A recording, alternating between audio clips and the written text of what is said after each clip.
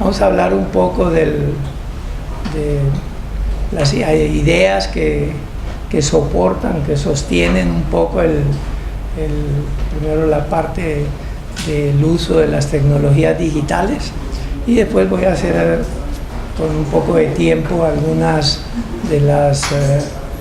ilustraciones con ella. La charla se llama, como está allí, Mediación instrumental e hibridación cognitiva. Esto que ven ustedes allí es una máquina de escribir. Es una máquina de escribir del año 1882 y es una máquina que diseñó un señor danés, se llama Mellinghausen, que era director del Instituto Real de Sordomudos en Copenhague. La máquina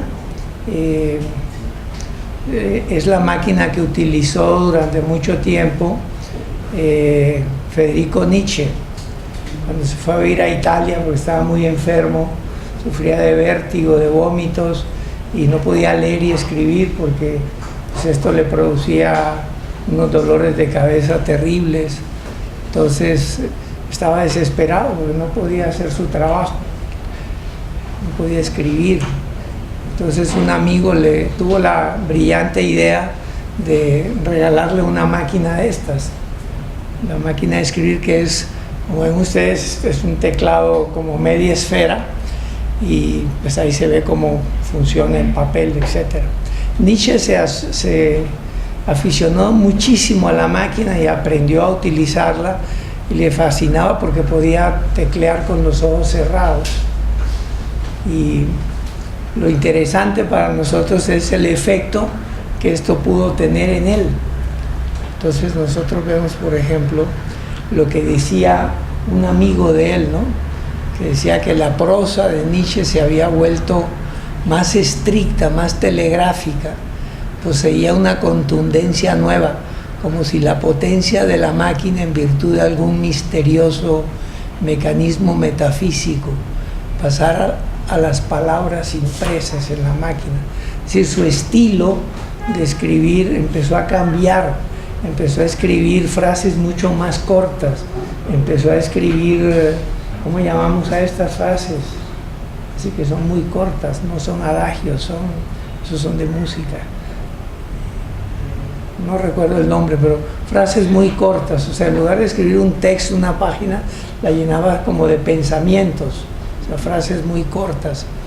Y él mismo decía esto, decía: nuestros útiles de escritura participan en la formación de nuestros pensamientos. O sea, toda su manera de razonar, de alguna manera, fue afectada por la mediación de este instrumento.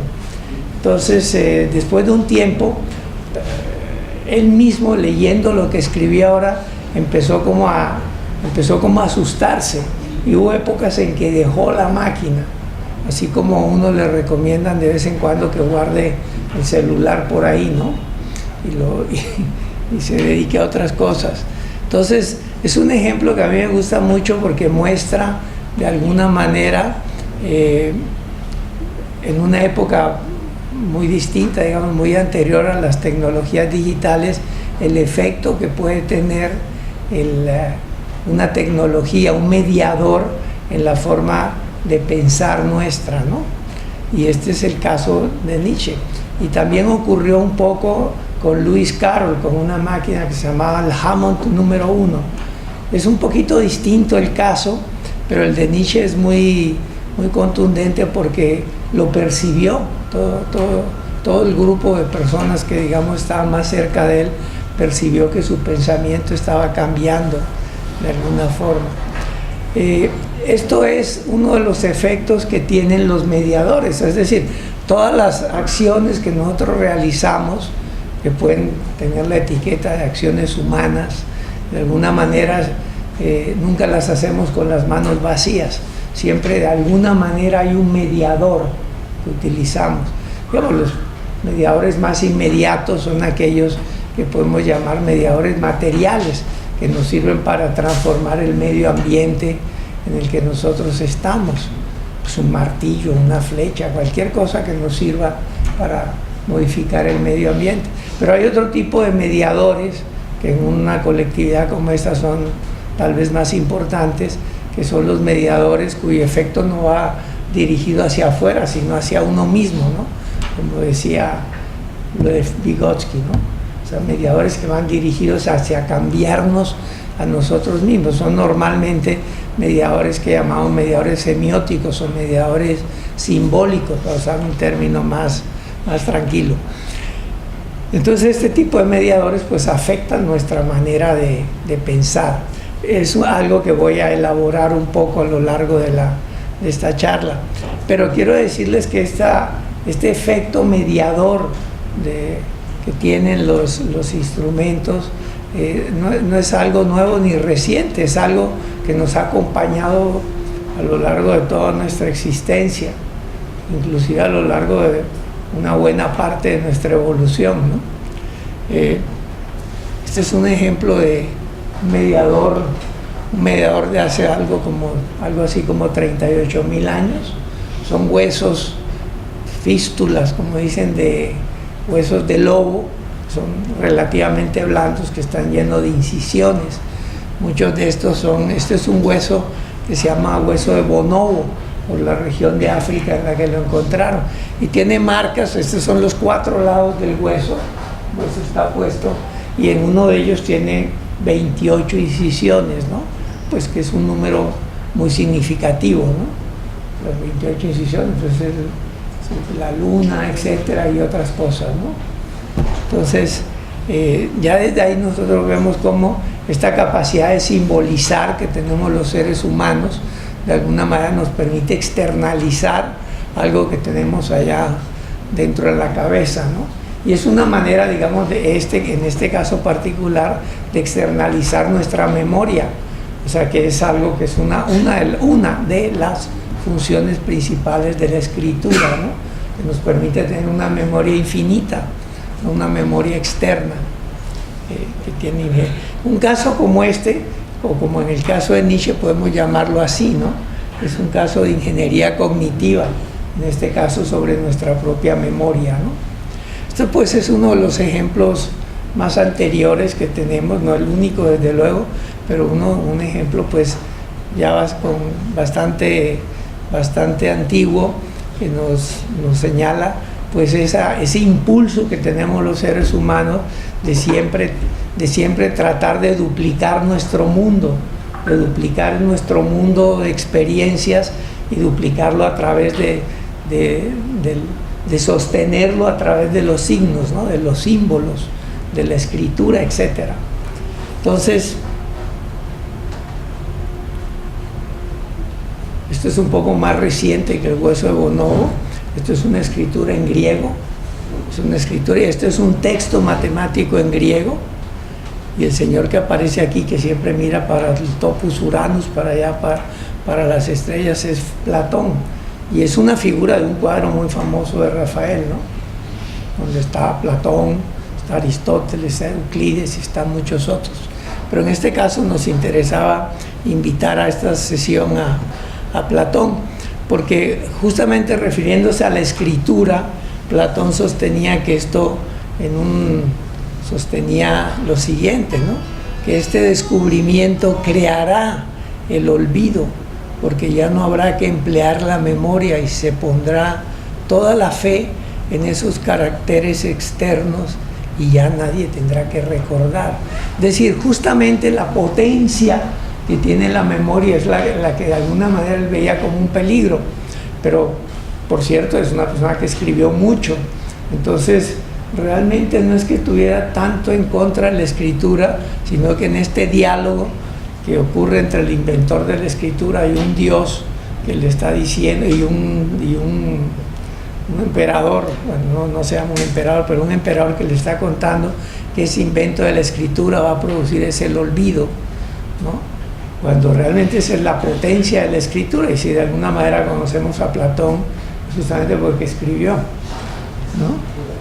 Entonces es muy curioso, pero él de alguna manera entendió, percibió profundamente el efecto que podía tener la escritura como un modificador, digamos, de nuestra propia mentalidad, en este caso de nuestra memoria.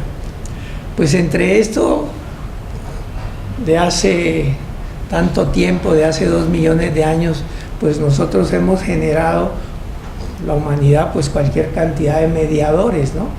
Mediadores desde una piedra bifase como esta no es exactamente de hace 2 millones de años, sino de unos 400.000, pero desde hace 2 millones de años empezamos a, de alguna manera, primero como a construirnos un cuerpo adicional, ¿no? Una mano con una piedra mucho más fuerte para poder romper un coco, y de vez en cuando alguna cabeza por allí, ¿no? Y luego inventamos el anzuelo y la flecha, y cambiamos nuestra noción de espacio, ¿no? Porque si hay una presa y yo le tiro una flecha, pues ya no la tengo encima y sino que hay un espacio de mediación también, y también hay un espacio de acción que cambia su naturaleza, ¿no? Entonces estos mediadores, pues que van desde los mediadores más simples, desde los mediadores para empezar a transformar el espacio inmediato que está alrededor de nosotros, hasta un instrumento de carácter digital como el que se ve en la pantalla, ¿no? Esto que estoy diciendo, de alguna manera, es esto, ¿no? Son los instrumentos para crear y adquirir conocimiento. Son modelos, estos instrumentos en realidad son modelos, tanto materiales como conceptuales. Si ustedes ven un martillo no es solo un objeto material, sino que hay una dimensión simbólica asociada a él. O sea, hay, por ejemplo, una función. O sea, el martillo de alguna manera está diciéndonos para qué es, pero también hay una imagen mental que yo puedo tener con la que puedo reproducir el martillo, o simplemente una piedra afilada, ¿no? Entonces, un instrumento de mediación tan simple como un martillo, una piedra afilada, tienen también una dimensión simbólica y son un modelo justamente de la acción para la cual fueron construidos. O sea, es un modelo de la acción, es un modelo de la actividad para la cual fueron construidos, ¿no? Y eso es parte, pues, desde mucho tiempo de cómo nosotros hemos constituido la mediación a través de herramientas, de artefactos cada vez más elaborados, hasta los artefactos plenamente simbólicos como el alfabeto, como la escritura, como el sistema decimal, etcétera. Pues tenemos toda una historia, digamos, de desarrollo cognitivo, de desarrollo que va muy vinculada justamente a todo el desarrollo de todos estos artefactos y mediadores que hemos utilizado. De manera que nosotros podemos afirmar con esto que la acción humana es una actividad instrumentalmente mediada. Me refiero a acción humana, o sea, la que nos pertenece en exclusiva a nosotros, ¿no? No la acción de dormir o de soñar o de caminar, sino la acción humana, prácticamente humana. Es una acción que siempre está mediada por alguna forma de instrumento. Puede ser empezando por la escritura, por el sistema decimal, por una computadora, un papel y una hoja, etcétera, ¿no? Entonces, ya en la complejidad social y cultural en la que nosotros vivimos, estos instrumentos pues ya no son exclusivamente del ámbito de lo material o exclusivamente del ámbito de lo simbólico, sino que cada vez son más así, ¿no? Dentro de un instrumento como una computadora, de alguna manera es una síntesis de un desarrollo, digamos, que hibridiza de alguna manera muchas de las actividades cognitivas que desarrollamos los humanos, ¿no? Entonces, este es exactamente sobre lo que yo quisiera hacer énfasis, ¿no? En este hecho, en que nuestra acción, en particular nuestra acción reflexiva, es una acción esencialmente mediada por una forma de instrumento. Llega el momento en que ustedes ya no pueden pensar, no pueden imaginarse cómo pensaban cuando no sabían escribir o cuando no sabían contar. Y si uno lo ve en un adulto ágrafo, es decir, alguien que no esté en posesión de la escritura, pues eso es más notorio, ¿no? Uno lo puede ver y puede ver las diferencias. Un compañero de Lev Vygotsky, Alexander Luria, hizo una expedición por allá al norte de la Unión Soviética, y hablando con adultos, con campesinos que eran ágrafos, o sea, lo que llamaríamos analfabetos, les decía cosas como: allá en el norte, más al norte de aquí, en esa tierra nevada, pues los osos siempre son blancos. Tal pueblo, Tunja, queda allá en ese norte. ¿Cómo crees tú que son los osos allá? Y estos campesinos le preguntan: mire, señor Luria, yo nunca he estado por allá, ¿eh? No le voy a mentir, yo no sé. Y tal vez el nieto que estaba a su lado, que ya estaba alfabetizado, le decía: abuelo, blancos. Si está en el norte, pues tienen que ser blancos, porque nos acaba de decir el señor que en el norte todos los osos son blancos. Pero esa relación, esa estructura lógica de P implica Q, no es algo que está en el ADN que compartimos con las otras especies, ¿no? Entonces está en lo que podríamos, si se vale la expresión, pues en el ADN cultural, en el que va ya, el que nosotros tenemos dentro de nosotros, pero que está dentro de nosotros por otras vías, ¿no? No por la vía genética. Entonces, eso es lo que hace la escritura. La escritura, de alguna manera, además del alfabeto, así como un caballo de Troya, nos mete de contrabando toda una estructura, una racionalidad mucho más, con una lógica distinta, ¿no? O sea, que es la que nosotros usamos luego cuando razonamos, cuando discutimos, cuando argumentamos, ¿no? Entonces la escritura pues tiene todos esos efectos, y es un caso ejemplar de cómo la mediación de un instrumento, en este caso de un instrumento esencialmente simbólico, puede cambiarnos a nosotros de una manera que ya reconocemos esa identidad cambiada, ya no reconocemos esa identidad antes de tener ese instrumento que forma parte ya de nosotros mismos, ¿no? Y que incluso desde el punto de vista de la anatomía del cerebro tiene efectos, porque reacondiciona una serie de cableado, hay todo un cableado cerebral del cual es culpable la escritura. Entonces es muy curioso pues que esto de tener la escritura instalada en nosotros mismos es como tener instalado algo material, porque tiene un efecto sobre la anatomía de nuestro propio cerebro, ¿no? Entonces, esto nos lleva a poder afirmar esto, ¿no? En contraste, ¿verdad? Que el estudio de la cognición en muchos lados se ha realizado con frecuencia como si los humanos no tuviéramos ni historia ni cultura. Es decir, como si siempre hubiéramos sido como somos ahora, ¿no? Es verdad que nosotros somos resultado, pues no solo de una evolución biológica, pues lo cual es inevitable, así es, sino que también somos resultado de toda la dimensión cultural que nosotros mismos incorporamos incluso a nuestro proceso evolutivo, ¿no? Haciendo la evolución mucho más suave.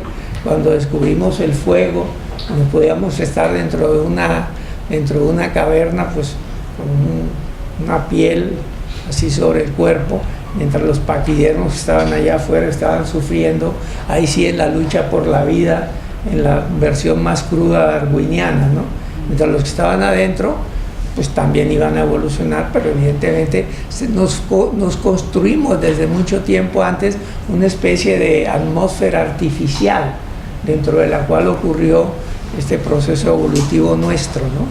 Entonces, en ese sentido, pues no solo somos una especie evolucionada biológicamente, sino que somos una especie con historia, ¿no? O sea, es como un ADN que tiene un añadido allí, ¿no? Que es el añadido histórico, y que de alguna manera es lo que nos hace humanos, Ese es lo que hace ese 1% de diferencia que tenemos con los chimpancés o con los bonobos, está ahí. Ese 1% de ADN humano, de alguna manera es lo que nos constituye como seres humanos, ¿no? Y este es muy interesante porque uno lo logra ver en muchos, este modo de pensar, de uno u otro modo de pensar que he expuesto aquí brevemente, son modos de pensar que tienen una incidencia muy grande en la educación, porque terminamos pensando que las personas son así, que de alguna manera ya están hechas y lo que hay que hacer es llenarles la cabeza, ¿no? Pero no es llenarles la cabeza de información porque no tienen historia ni cultura, sino que en lugar de pensarlo así como llenarles la cabeza, es ayudar en un proceso de internalización de todo su medio social y cultural, que es algo muy distinto y que de alguna manera es lo que realmente ocurre, por ejemplo, cuando también ignoramos esto, ¿verdad?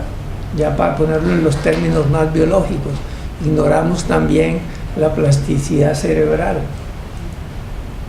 Y esto es muy importante porque esto es lo que nos permite aprender otra lengua, aprender otra manera de tratarnos, lo que nos permite ser más respetuosos, lo que nos permite aprender cálculo, etcétera, etcétera. Esto es el soporte básico, o sea, está en los cimientos del edificio, pero arriba de eso pues están los pisos del conocimiento, de la transmisión cultural, de la internalización de la cultura. A mí me gusta mucho esta imagen que voy a poner aquí, ¿no? Que es justamente una de las imágenes que yo considero así como emblemáticas del pensamiento vygotskiano, ¿no? Que es justamente la relación que hay entre la cultura y la cognición. Es decir, nuestra cognición va a estar profundamente afectada por lo que nosotros podemos, en nuestro medio, por lo que vamos a interiorizar, por lo que vamos a internalizar. Este es un término que hay que tomar con cierto cuidado, pero decirlo así, cuando aprendemos a hablar, ¿verdad? No es porque la lengua nos nació por dentro y de pronto la sacamos, sino porque la lengua venía de afuera hacia adentro, no de adentro hacia afuera, sino de afuera hacia adentro. Ese es uno de los primeros grandes procesos de internalización, igual que todas las estructuras gestuales o miméticas, de lo que Merlin Donald llama la mimesis, que es toda la estructura de señas que nos podemos hacer y la que nos acompaña cuando empezamos a tocar un tambor y hacemos un proceso de redescripción representacional, convertimos ese sonido en movimiento, ¿verdad? Lo convertimos en movimiento, estamos pasando de un sistema de representación a otro sistema de representación. Es una idea muy bonita, la idea de redescripción representacional, porque esto es algo que usamos profundamente cuando hacemos matemáticas. Por ejemplo, la geometría analítica es un proceso de fusión de dos sistemas de representación, y la geometría se volvió mucho más poderosa cuando la pudimos representar algebraicamente también. Entonces, cuando teníamos por un lado el álgebra y por el otro lado la geometría, teníamos dos fusiles, y cuando las pegamos teníamos un cañón, o sea, algo muchísimo más poderoso, muchísimo más poderoso. Y eso es un ejemplo de ese proceso de redescripción representacional que nosotros hacemos siempre, y que hacemos cuando le contamos una película a un amigo y le estamos contando algo y de pronto nuestro amigo nos dice, espérame, ya me confundí. Entonces uno le dice, bueno, va de nuevo, y empieza a contarle la historia un poquito con otras palabras. La misma historia está ejerciendo precisamente esa capacidad de redescribir la representación. En este caso es la narración oral, ¿no?, la que está redescribiendo.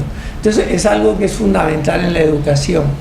Este proceso, digamos, del vínculo de la cultura hacia la cognición, hacia la configuración de una cognición esencialmente humana, también nos explica esto, ¿no? Que todo el uso de herramientas, toda nuestra gestualidad, toda nuestra oralidad, la escritura, el sistema decimal, cualquier otro sistema simbólico, son justamente lo que hace el proceso de constitución de la mente humana, de la mente humana. O sea, nosotros estamos llenos de todas las culturas, y cuando nos vamos a una cueva y no estamos por allá, o vamos en un viaje, vamos en un avión y vamos solos, en realidad llevamos todo nuestro mundo en la memoria, ¿no? O sea, en realidad en ese sentido nunca estamos solos, y es justamente porque pensar lo hacemos con todos los instrumentos, todos los sistemas simbólicos, con el lenguaje, que ha sido resultado de un proceso de interiorización. Un proceso de interiorización. Entonces, el efecto que yo creo que esto tiene en el caso de la educación matemática es dicho en una síntesis, esto, ¿no? Que estas formas de representación semiótica, representaciones simbólicas, son esencialmente las formas como viven en nuestro medio los objetos matemáticos. Es decir, los objetos matemáticos se constituyen a partir de una idea. Yo tengo la idea de acumulación, de variación, y puedo ver esta idea en muchas formas, ¿no? La puedo ver en formas muy lentas, como en el cambio de las estaciones. Las puedo ver cuando estoy calentando agua para hacerme un café. Las puedo ver en el cambio de color de la luz del día a la noche o de la noche al día.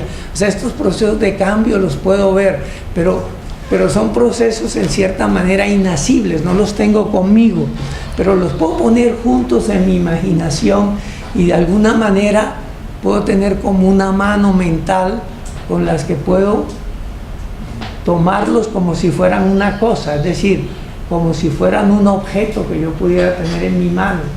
Es decir, es una idea que puedo objetivar, y en ese momento la manera de objetivarla, que es como ponerle una manta alrededor de la idea, es cuando la logro llevar esa idea a una representación simbólica.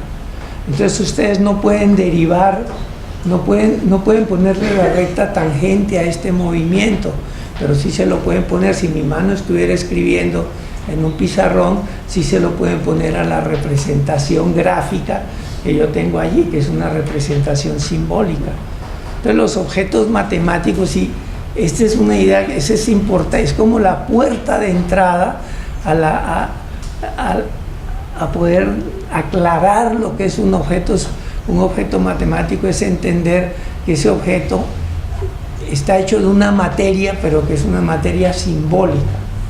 El objeto, la idea que se va a traducir en el objeto matemático, es una idea que yo puedo empezar a identificar en distintos contextos, como la idea de variación, la idea de cambio, la numerosidad en lugar del número, que va antes del número, las formas antes de la geometría. Pero cuando tengo esta posibilidad, digamos, de transmutarlas de alguna manera a sistemas simbólicos, entonces empieza allí el verdadero razonamiento matemático.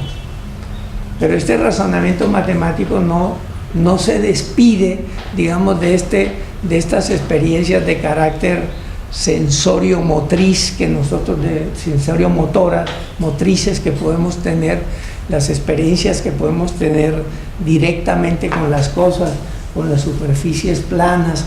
Esto es un plano, esto es una recta, donde se encuentran dos rectas hay un punto, etcétera. Pero esto efectivamente son estas intuiciones, esta experiencia en el mundo de lo material que yo transmuto al mundo de lo simbólico, al mundo verdaderamente matemático. Pero hay un vaivén permanente entre estos dos niveles de concebir, ¿no? De concebir a través de la experiencia de lo material y de concebir a través de la experiencia de lo simbólico. Son dos mundos que van juntos. El problema, cuando uno abandona el mundo de la experiencia, abandona de alguna manera una de las vías de inyectar significado en ese mundo simbólico. No es que sea la única manera, porque el mundo simbólico también es un mundo estratificado y uno puede inyectar, uno tiene una idea matemática, tiene la idea de suma, de resta y puede producir la noción de número primo. O sea, eso ya ocurre dentro de esa experiencia de carácter más simbólico, de un organismo simbólico, en este caso de la aritmética. Puedo generar distintos niveles de generalización y de abstracción, pero siempre hay una manera de regresar a tener alguna forma de intuición, o no de regresar, sino de generar también un nuevo nivel de experiencia que ya no es sensorial, en este vaivén de lo sensorial a lo simbólico, sino ahora de lo simbólico a un nuevo nivel de nuestra propia intuición, lo que Terence Tao llama la intuición profunda, o sea, la intuición que desarrollo a partir de toda esa experiencia, de todo ese tráfico con el mundo de lo simbólico, de los organismos simbólicos de las matemáticas. El acceso a los objetos matemáticos es exclusivamente a través de las representaciones, no hay otra vía. No hay otra vía porque son objetos de naturaleza simbólica. Es como el acceso a la pintura, pues no se puede dar sino a través de los cuadros. O el acceso a la música no se va a poder dar a través de las estructuras sonoras. El acceso a los objetos matemáticos no se puede dar sino a través de las representaciones de carácter simbólico que estos tienen. Es muy interesante este vínculo de este mundo de lo simbólico con el mundo de las experiencias, y un ejemplo muy interesante ocurrió hacia finales, en la segunda parte ya del siglo XIX, cuando se da en el desarrollo de las matemáticas el paso, digamos, de las matemáticas más intuitivas a las matemáticas mucho más aritmetizadas. Entonces, cuando cambia la idea de que una función continua es aquella de la que yo puedo trazar su gráfica sin levantar el lápiz de la hoja o la tiza del tablero, ¿sí?, etcétera. Entonces aparecen funciones, aparece una nueva manera de conceptualizar la continuidad que no tiene que ver con la suavidad de la curva, sino que la continuidad puede representar un fenómeno mucho más distinto, y aparecen funciones como esta. Evidentemente, esto es una aproximación a tener una curva que es como un erizo, que tiene un pico en cada uno de los puntos. Charles Hermite, un matemático francés, cuando empezó a ver que aparecían dentro del análisis matemático funciones como esta, dijo que a él eso le horrorizaba, que él les daba la espalda a ese tipo de matemáticas, y a este tipo de curvas de funciones empezaron a ser llamadas funciones patológicas. O sea, eran como desviaciones dentro del buen desarrollo de las matemáticas, pero en efecto esto no tenía nada de patológico. El problema es que estábamos de alguna manera llevando las fronteras de esta actividad simbólica, estábamos ahí en la frontera de ese mundo simbólico y estábamos empezando a otear un nuevo mundo, y ese mundo pues se nos hacía tan extraño, no tenía que ver con las experiencias que teníamos cuando hacíamos modelos funcionales, ¿verdad?, donde las funciones tenían un comportamiento mucho más suave, mucho más tranquilo. Entonces empiezan a aparecer funciones como esta, pero no hay una experiencia, no hay un fenómeno que digamos que se pueda modelar con una función de este tipo. Pero si ustedes, fenómeno donde aparecen si ustedes toman una gota de tinta y la dejan caer en un vaso de agua, ustedes van a ver lo que se llama un fenómeno de difusión. Empieza el azul o el negro de la tinta o el verde, empieza. Si ustedes pudieran pintar de dorado una de las moléculas de la tinta y pudieran seguir la trayectoria de esa molécula, verían una curva como esta. Porque en cada momento es como si la molécula fuera con un dado, llevar un dado en la mano, ¿sí?, llevar un dado en la mano, y entonces tira el dado y si sale el 1, sigue de frente, si sale el 2, se va a la izquierda, si sale el 3 a la derecha, y así va constituyendo su camino. Entonces este tipo de funciones los matemáticos empezaron a descubrir que lo que modelaban no eran estos fenómenos suaves, sino los fenómenos aleatorios. Entonces resultó que estas funciones que habían llamado patológicas, porque no representaban nada, ¿sí? Resulta que empiezan a tener de nuevo esa experiencia sobre el mundo del aleatorio, dentro del mundo probabilístico. Y entonces aparecen lo que se llaman las caminatas aleatorias o los fenómenos de Wiener y muchas otras cosas, ¿no? Entonces este mundo de una acción totalmente simbólica nos abre la puerta a un mundo de nuevo de experiencias que nosotros podemos tener, que podemos prácticamente sentir.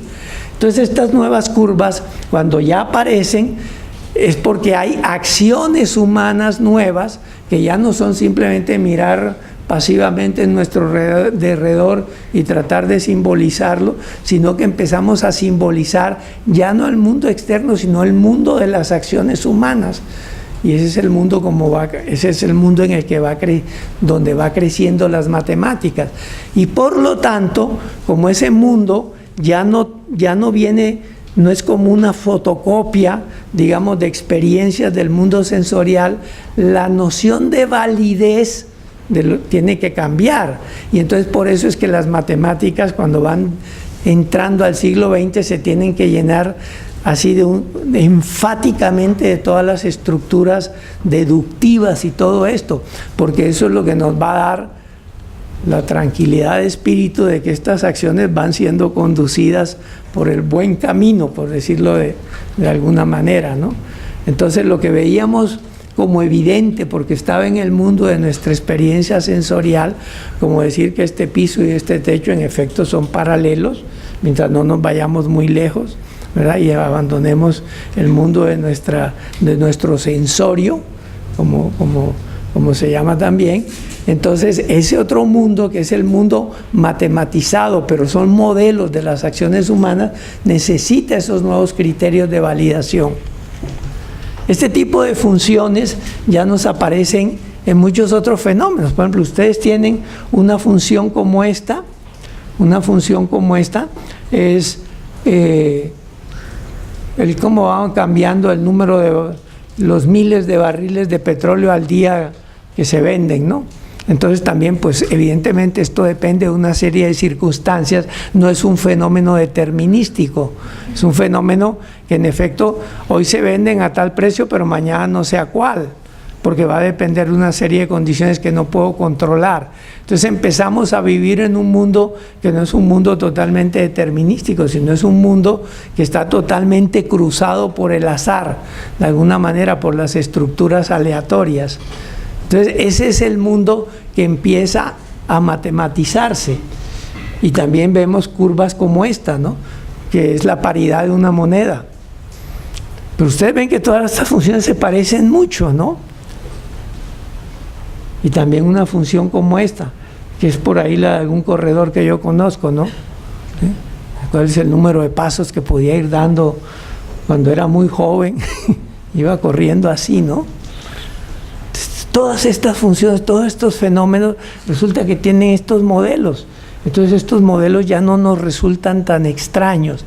Felix Klein, quien era un matemático muy sensible a los fenómenos de la educación y se preocupó mucho, y de hecho es uno de los organizadores del currículum alemán, incluso hasta hoy en día sigue teniendo una influencia muy, muy fuerte, decía algo como esto, ¿no?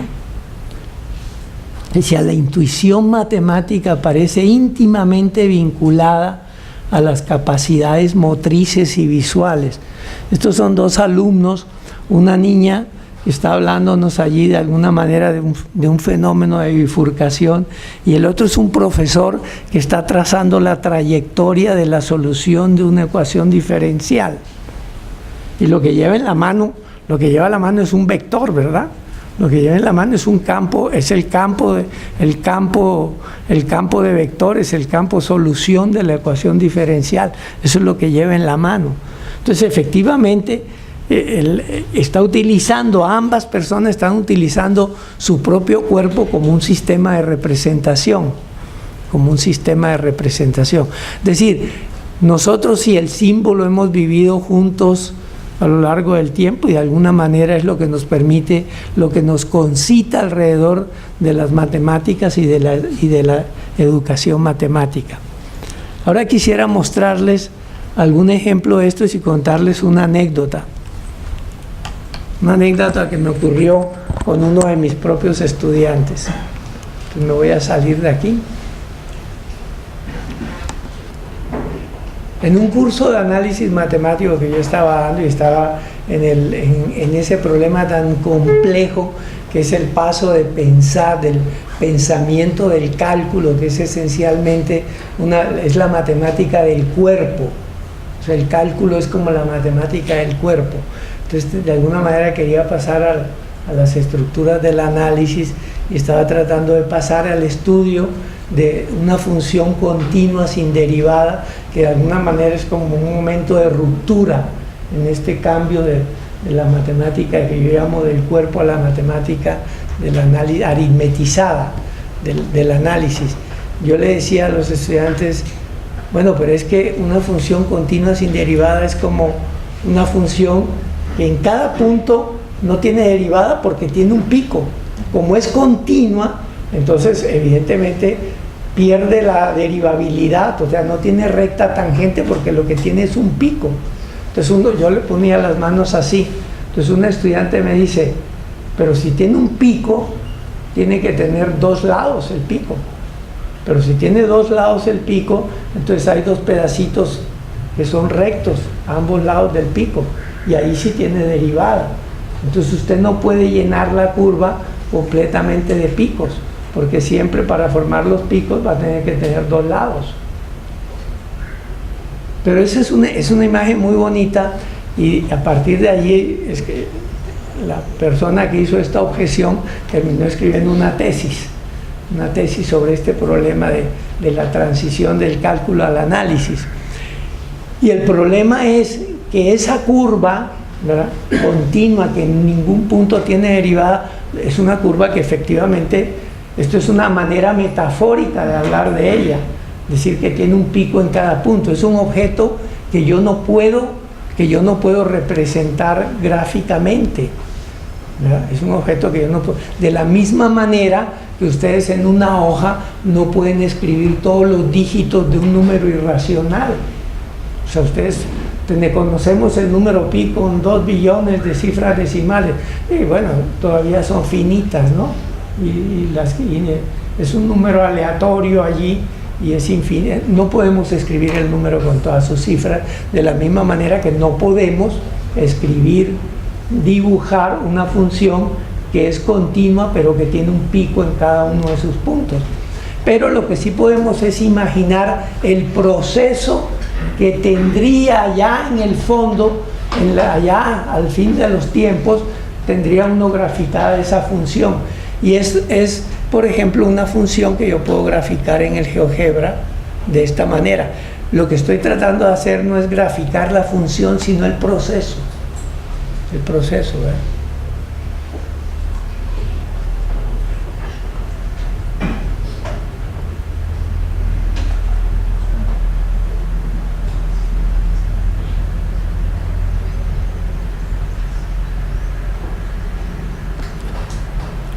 Entonces ya ustedes se dan una idea. Entonces aquí necesitamos nuestra capacidad de pensar inductivamente para imaginarnos qué es lo que va a ocurrir al final, ¿sí? Lo que va a ocurrir al final. Hay un matemático ruso, Malkov, que dice algo muy interesante. Dice, los seres humanos tenemos la capacidad de imaginarnos el resultado de un proceso que todavía no ha ocurrido. Aquí inclusive podemos ver el proceso, estamos de alguna manera bajándole la demanda cognitiva al proceso, porque tenemos una manera de representarlo visual y dinámicamente, el proceso mismo, ¿no? como lo tenemos aquí. Entonces podemos ver el proceso y podemos imaginarnos ese objeto final que ya no vamos a poder dibujar. Ya no vamos a poder dibujar. Es decir, estaríamos en el reino de lo más conceptual que podemos tener. Es el objeto matemático que ya no podemos tener representado como un objeto estático. Es decir, porque tener el objeto estático en este caso sería como sacarlo del tiempo.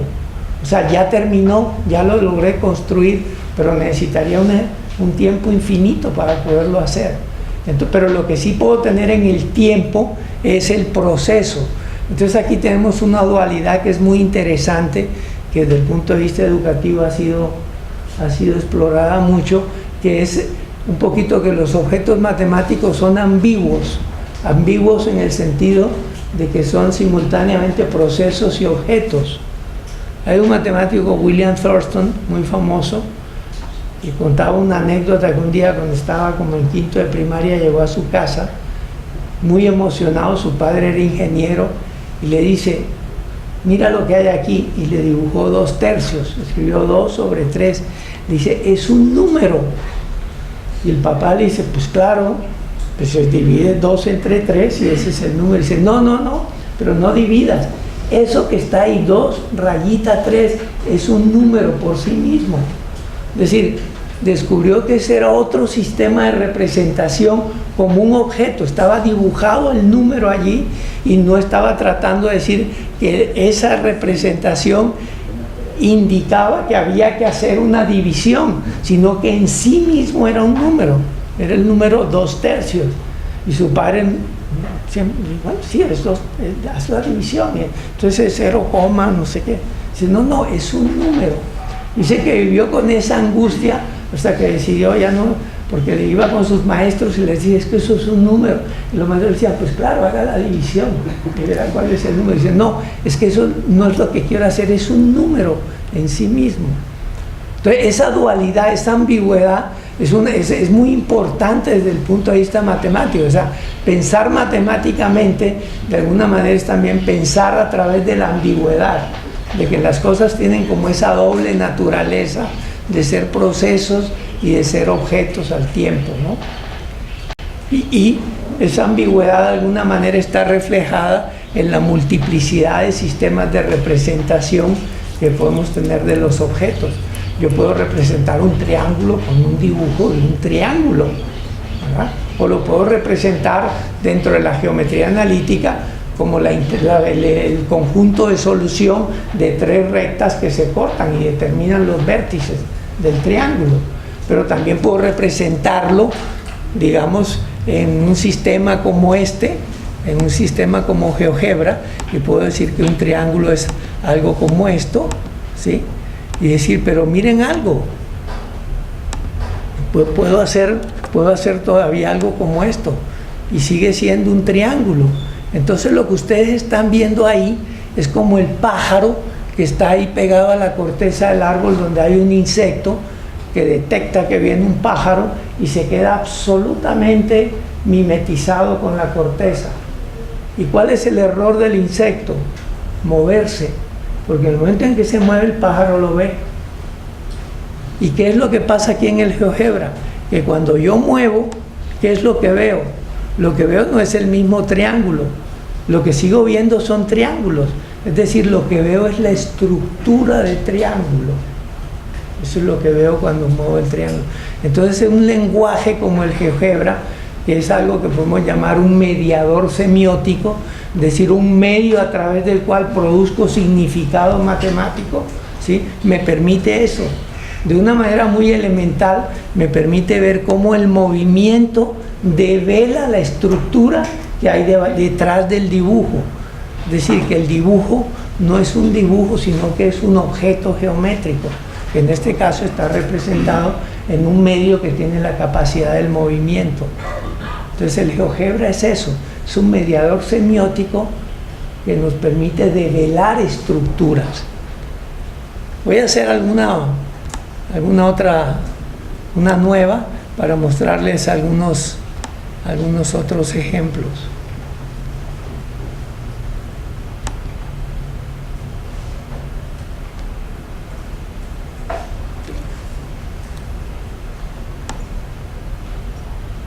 ¿Qué es lo que yo quiero hacer? Yo quiero quitar estas líneas. A pesar de lo que dije de la geometría analítica, a mí me gusta más sin sistema de coordenadas.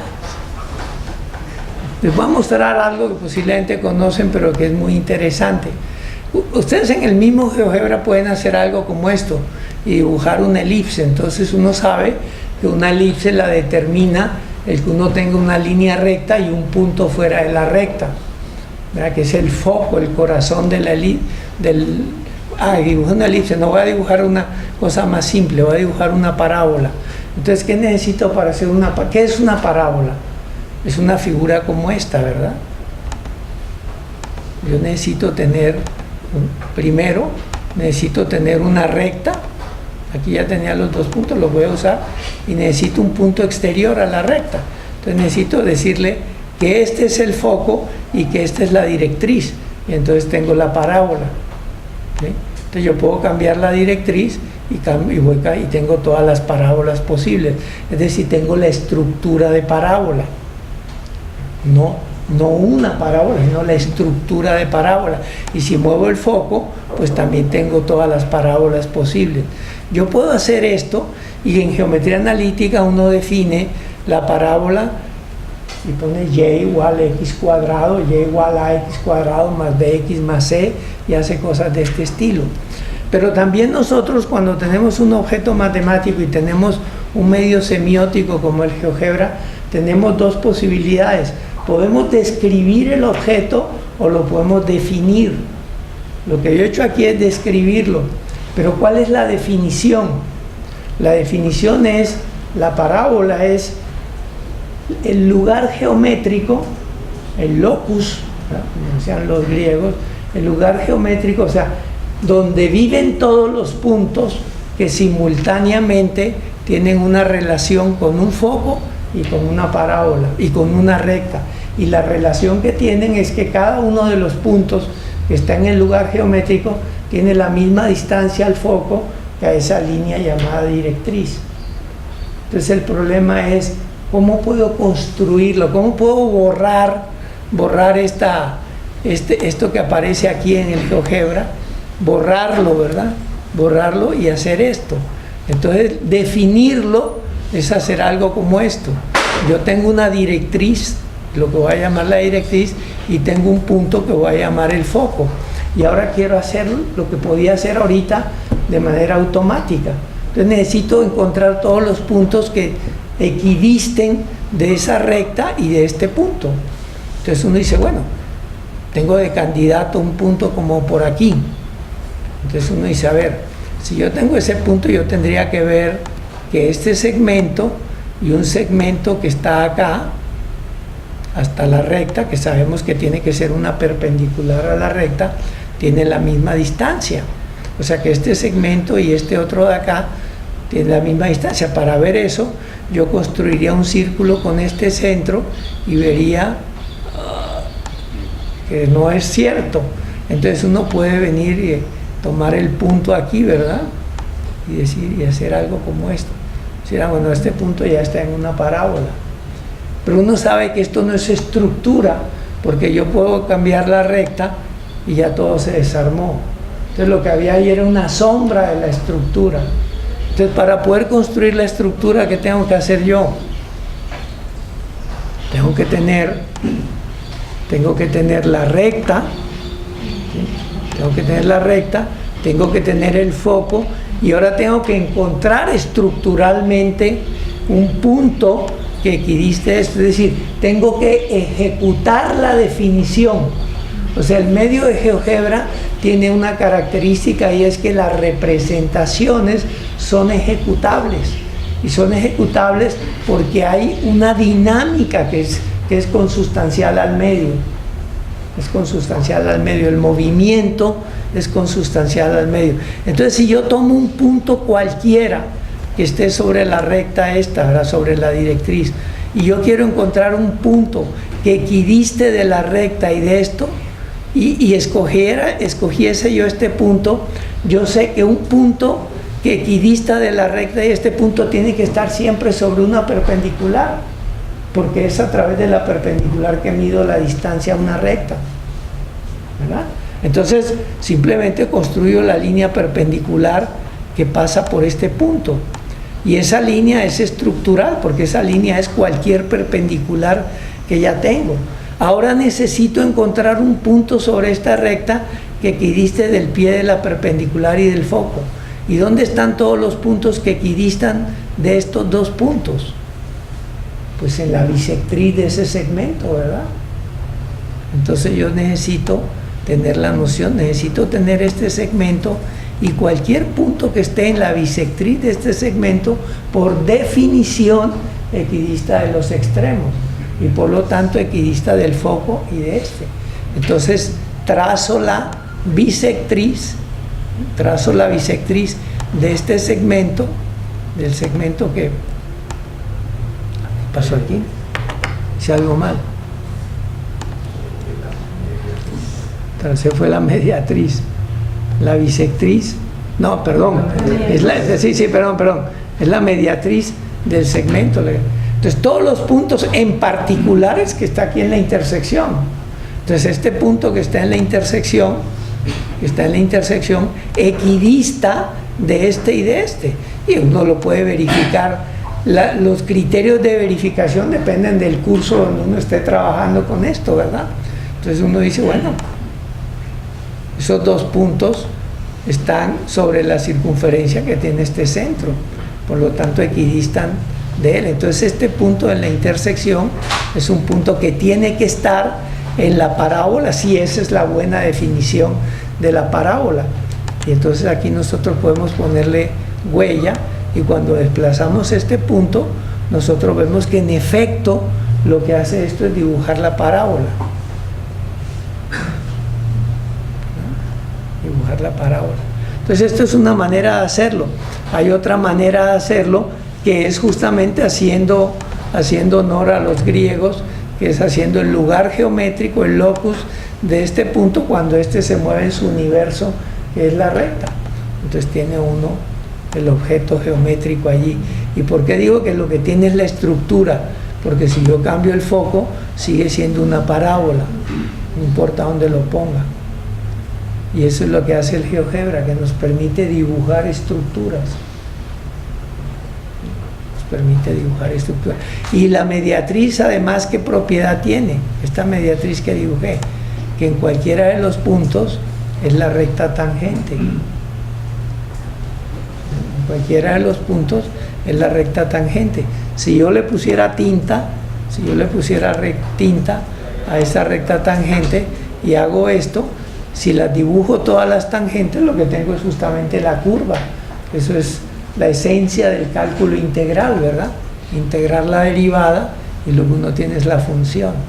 Entonces tiene una manera mucho más dinámica de presentar esta idea. Ahora uno puede decir, bueno, voy a hacer algo todavía, voy a ocultarles esta recta que es la recta tangente. ¿Sí? Voy a ocultar esta recta. Y voy a ocultar este segmento que era clave también en la construcción. Y no voy a ocultar esta recta, pero ahora les voy a decir, les voy a dar un punto que está sobre la parábola, y ahora quiero que ustedes tracen la recta tangente. Entonces ustedes ven cómo esto abre un mundo de problemas, de objetos matemáticos con los que podemos tener una cierta familiaridad, pero este tipo de actividades no es que están enseñando una matemática absolutamente distinta, sino que nos permiten un proceso de profundización, porque ahora podemos problematizar la definición de parábola, ¿sí? Entonces, ¿qué quiere decir construir la recta tangente aquí? La recta tangente tiene que ser una mediatriz, ¿verdad? Tiene que ser una mediatriz. Y si este punto va a estar en la mediatriz, ¿en qué otra recta tiene que estar? Tiene que estar en la perpendicular a este eje que pasa por aquí, ¿verdad? Y entonces cuando construya justamente la mediatriz, tengo que definir el pie de la perpendicular aquí, y ya que lo tengo allí, entonces ahora puedo pedir hacer la mediatriz del segmento, y la mediatriz del segmento justamente es la tangente. Entonces puedo viajar sobre todo esto y tengo de nuevo la recta tangente. Entonces estoy problematizando la definición. Entonces ahora podría inventarme un nuevo problema, que es decir, ya no quiero esta recta tangente, ahora yo les voy a decir, quiero que ustedes tracen una recta tangente que pasa por aquí. Una recta tangente. Entonces es otro problema, ¿no? Si ustedes tuvieran la recta tangente que pasa por aquí, la que teníamos antes, la mediatriz de este segmento, pues esa mediatriz pasa por todos los puntos del plano, ¿verdad? Esa mediatriz, cuando yo muevo esto, pues va a pasar por todos los puntos del plano, incluso por el punto que yo escogí. Entonces seguramente es esta la que les estoy pidiendo, ¿verdad? Entonces el problema es cómo construir esa nueva, ¿verdad? Y de alguna manera, esto que puedo hacer con la parábola, problematizar la definición, lo puedo hacer también con la elipse, lo puedo hacer con las hipérbolas, lo puedo hacer con todas las cónicas, ¿sí? Y siempre la noción, el principio organizador es la idea de mediatriz. Es la idea de mediatriz. Si ustedes se van del mundo parabólico y ahora tienen ustedes una circunferencia, ya tienen todas las hipérbolas y todas las parábolas. Porque ahora fíjense una cosa.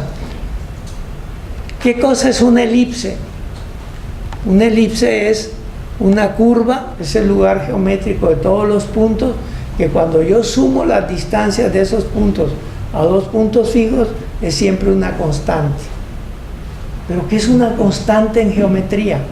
Si no lo pienso como número, sino que es una constante en geometría, pues un segmento. ¿Y qué es un segmento en geometría? Es el radio de una circunferencia.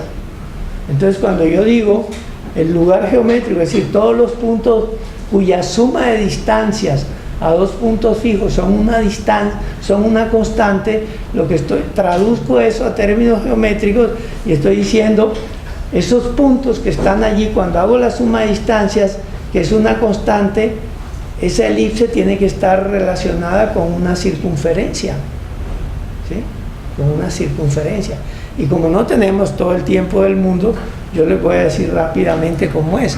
Ustedes tienen el centro de una circunferencia y tienen un punto arbitrario que está dentro de la circunferencia. Ahora ustedes pueden trazar una línea que pase por el centro, que intersecte este punto. Si yo quisiera una elipse que tuviera como focos, el centro de la circunferencia y este punto móvil, ¿qué tendría que encontrar? Tendría que encontrar, si quisiera un punto sobre esta línea que estuviera sobre esa elipse, ¿dónde tendría que estar ese punto? Tendría que ser un punto, digamos que estuviese por aquí, pero tendría que satisfacer la siguiente condición, que esta distancia y la distancia del punto al punto que está acá son la misma, para que la suma de estas dos distancias sea constante y sea esta más esta. Entonces esa sería la circunferencia que estaría asociada a la elipse. Entonces aquí este punto tengo que lograr colocarlo de manera que esta distancia y esta distancia sean la misma. Entonces ¿dónde tendría que estar este punto para que equidistara de estos dos? En la mediatriz de este segmento, del segmento que estoy recorriendo ahorita con el cursor. Entonces no es cualquier punto, ¿verdad? Es un punto que está en la mediatriz de este segmento, el segmento que va de aquí hasta aquí. Entonces este punto que tenemos aquí en la intersección sí equidista de este y de este. Tan es así que ustedes lo pueden verificar simplemente construyendo una circunferencia que pasa por estos dos puntos y que tiene este centro. Entonces este punto está en la elipse. Y como ese punto está en la elipse, entonces yo puedo trazar el lugar geométrico de todas estas posiciones cuando este punto se desplaza sobre la circunferencia. Y ahí está la elipse. y lo que tienen es la estructura. Ahora ustedes pueden poner el centro de esta elipse en cualquier punto que está en el interior. Si lo hacen coincidir con el otro foco, pues tienen una circunferencia, tienen esto. ¿Y qué creen que ocurre si este punto se sale de la circunferencia? Entonces tenemos que lo que es constante es la diferencia de las distancias y tienen esto. Y ahora pueden hacer el problema de si yo les oculto la línea, ¿sí?, y les doy un punto por acá, un punto cualquiera, y les pido que tracen la tangente que pasa por ahí, ¿sí? Entonces la tangente que pasa por ahí tiene que estar en una mediatriz, ¿verdad? Y para que estén, ¿y cómo voy a tomar el punto de mediatriz de este que otro punto sobre la circunferencia? Como este punto va a estar en la mediatriz, entonces para determinarlo yo necesito que la distancia hasta aquel que va a ser el foco sea igual, tiene que ser este punto que está a la misma distancia. Entonces lo determino en el punto de intersección que está acá, y ahora simplemente tomo la mediatriz, la mediatriz del segmento que va de aquí al punto de intersección, y esa es la tangente que pasa por este punto. Y entonces tengo todas las tangentes posibles mientras no me salga de la circunferencia. Y si me salgo, tengo todas las tangentes a la hipérbola, ¿verdad? ¿No? Aquí no, cuando no saco este punto, cuando saco el foco, ¿verdad? Entonces tengo todas las tangentes a la hipérbola, ahí va la tangente. Están todas las rectas tangentes a la otra hipérbola, a la rama de la hipérbola. Entonces esto es en 15 minutos una manera de mostrar una vía distinta, una vía que está sostenida porque tenemos un nuevo medio de expresión. Fíjense, yo no estoy cambiando las definiciones, simplemente tengo un medio de expresión donde estoy ejecutando las definiciones, y ese medio de expresión me permite otra vía de acceso al estudio de las secciones cónicas. Entonces esta manera de problematizar las definiciones matemáticas es, digamos, lo que uno puede llamar una trayectoria didáctica a partir de un nuevo sistema de representación, ¿sí? Y esto es muy rico, esto se lleva mucho. Yo lo he hecho en talleres con profesores de 15 días, se van completamente encantados de hacer esto, porque realmente lo que estamos dándoles son nuevos instrumentos de mediación para el aprendizaje de las matemáticas. Y eso es la manera como yo creo que tenemos que conceptualizar la presencia de los artefactos digitales, no como una manera de sustituir a lo que hacíamos de otras formas. Estas maneras tienen que estar ahí porque tienen su valor. Lo que nosotros estamos es tratando de diseñar trayectorias de aprendizaje que enriquezcan el conocimiento tanto del maestro como el conocimiento de sus estudiantes. Es decir, estamos tratando de generar un proceso aditivo, no un proceso sustractivo. No se trata de sustraer las tecnologías, digamos, de papel y lápiz, sino un proceso aditivo y la posibilidad de tener nuevas vías de acceso al conocimiento matemático que desde luego lo enriquecen y de alguna manera lo reconceptualizan. Y eso es todo lo que les quería contar hoy. Muchas gracias.